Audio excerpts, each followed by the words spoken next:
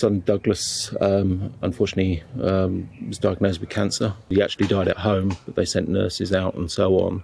The impossible decision. Where does your child's life come to a close?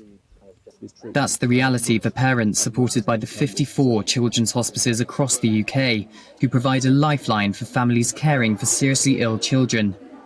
The theme of this year's campaign, highlighting a service that largely relies on donations, is for the children, reminding us all, according to the Duchess of Cambridge, that children's hospices can bring joy and help families spend happy times together. Kate has been royal patron of the East Anglian Children's Hospice for 10 years and visited their site in Milton yesterday with Prince William.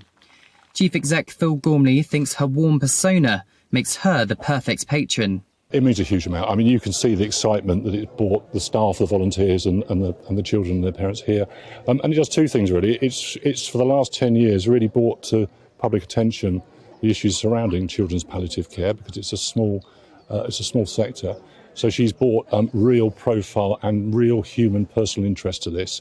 What started as a respite is now relied on by families across East Anglia. The Duke and Duchess were taken on a tour of the hospice and met young patients and their families, including Henry Wright, whose son Douglas died of cancer when he was 4 years old. Henry remembers happy moments in the sensory garden.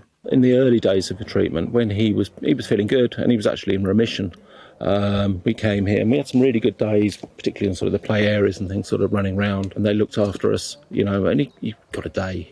It's not a hospital environment, it's not clinical. So we've got really good memories of here. Just 16% of the charity's funding came from governments the year before the pandemic. This year, the charity has to raise more than £10 million in donations. Having a royal patron, staff thinks, helped secure their future. Families here make the most of their time together. Parents can be parents and not just carers.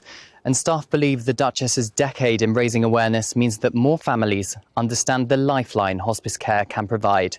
Cameron Walker, GB News, Cambridgeshire.